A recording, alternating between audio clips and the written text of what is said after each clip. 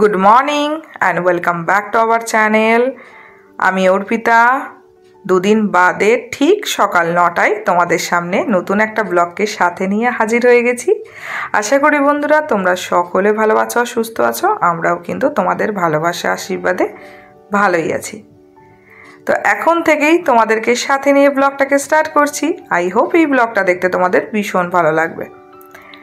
তো এখন দেখতেই পেলে সকালে টিফিন দিয়ে আমার বরকে পাঠিয়ে দিলাম স্কুলেতে।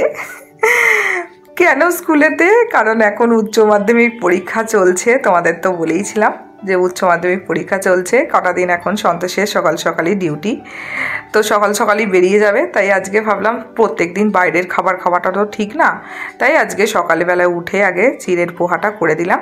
আর কালকে তো একটুখানি গাজরের হালুয়া ছিলই, সেটাও দিয়ে দিলাম। আর আজকে গৃহপ্রবেশের নিমন্ত্রণটা রয়েছে, বুঝলে তো। আর তোমাদের তো আগের ব্লগে কি গিফট দেবো সেটা তো শেয়ার করেই দিয়েছে, আর তোমরা প্রত্যেকে বলেছো খুব সুন্দর হয়েছে বেডশিটটা, তো থ্যাংক ইউ। সেটাকেই আজকে দেওয়া হবে। আর আজকে একটুখানি গৃহপ্রবেশে যাব, তো একটু শাড়ি টাড়ি পরেই যাব।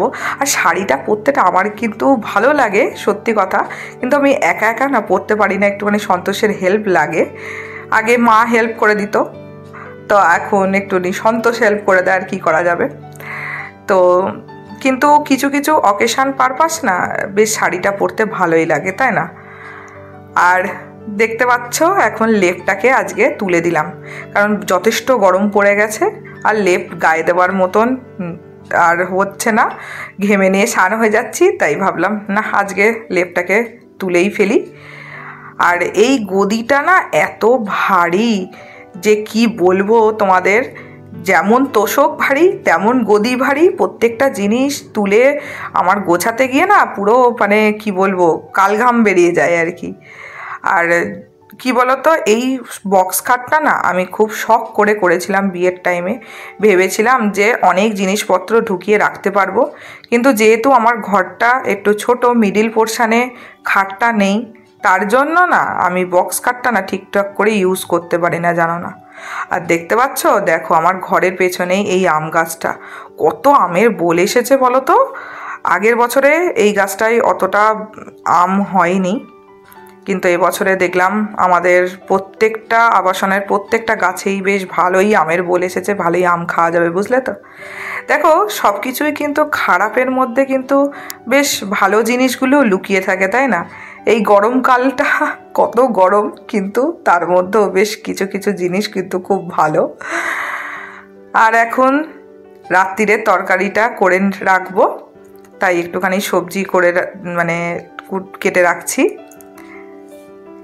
এবার স্নান টান করে চলে এলাম, একদম পুজো টুজো করে এই রান্নাটা করে নিয়ে আমি আগে রেডি হয়ে নেব, তারপর সন্তোষ আসলে শাড়ি টাড়ি পরে বেরোবো, বুঝলে তো। বেশ ভালোই লাগছে। আর আজকে গিয়ে যাদের সাথে আমার এই আবাসনে সকলের সাথে পরিচয়, তো তোমাদের সাথেও চেষ্টা করব পরিচয় করিয়ে দেওয়ার। তো তোমরা সাথে থাকো, আমি রান্না টান্না করে একেবারে তোমাদের সামনে আবার আসছি, ঠিক আছে? এই যে বন্ধুরা, আমি পুরো রেডি। আজকে একাই পুরো শাড়িটা পরে নিয়েছি, সন্তোষের হেল্প ছাড়াই। তো যাই হোক, এবার আমি একটুখানি বেরিয়ে যাব। সন্তোষ মানে চলে এসেছে, কিন্তু সন্তোষ পুরোপুরি বাড়িতে আসেনি, ও একটুখানি কোট মোড়ে রয়েছে। তো আমি ততটা এগিয়ে যাব, তারপরে একসাথে দুজন মিলে যাব। জানি না ওখানে গিয়ে কতটা ভিডিও করতে পারবো, কি করতে পারবো জানি না। তো যদি করি তাহলে তোমাদের সাথে অবশ্যই শেয়ার করব, ঠিক আছে? চলো তোমরা সাথে চলো। এই যে বন্ধুরা, আমরা এখন যাচ্ছি ঘুরতে। এই দেখো আমার বরটা ওয়েট করছে আমার জন্য। এই যে বন্ধুরা, আমরা প্রায় চলেই এসেছি, তানিয়াদির সাথে একসাথে যাচ্ছি, আর সন্তোষ চলে এসেছে আমাদের সাথে। এবার ঢুকবো ভেতরে, তো তোমরা সাথে থাকো। ওখানে ভিডিও করতে পারবো কিনা জানি না।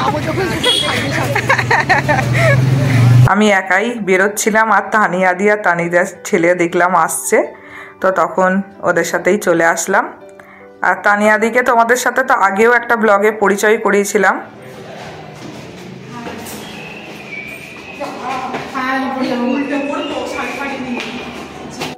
একজনের সাথে তোমাদের পরিচয় হলো, তানিয়াদির সাথে, আর বাদবাকি চলো তোমাদের সাথে পরিচয় করিয়ে দিই। আর এই দেখো ফ্ল্যাটটা কি সুন্দর না, এক ঝলক একটুখানি দেখিয়ে দিচ্ছি তোমাদের। আর ওই যে ব্লু কালারের শাড়ি পরা দিদিটা, এই যে এই দিদিরই ফ্ল্যাট এটা। আর দিদি এখন খুব ব্যস্ত, আর এখন দেখো পুজোও চলছে, চলো তোমাদের একটু সামনে থেকে দেখাই।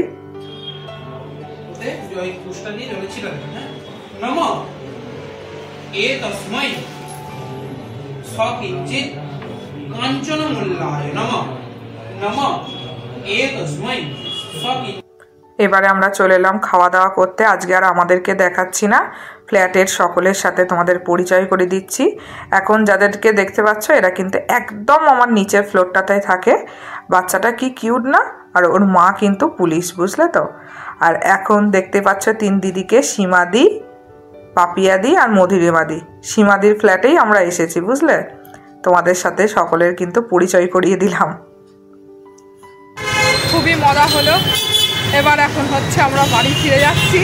বিধ্বংস অবস্থা হয়ে গেছে আমাদের, যদিও মা খুবই মজা হলো, বলো খুব মজা হয়েছে, সবার সাথে দেখা হলো।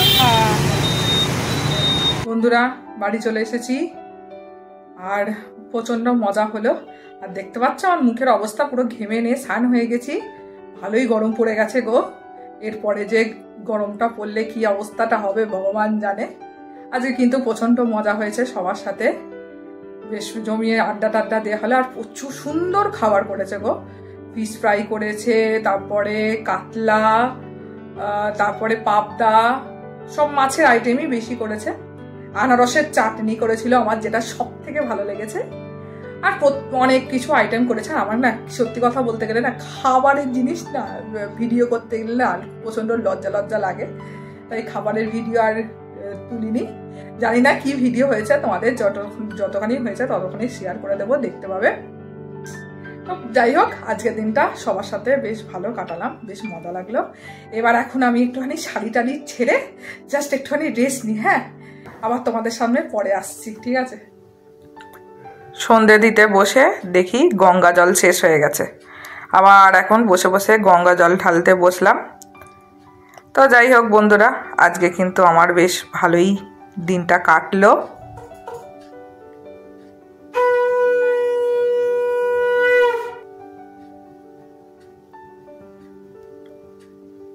সকলের সাথে আশা করি তোমাদেরকে একটুখানি পরিচয় করিয়ে দিতে পারলাম।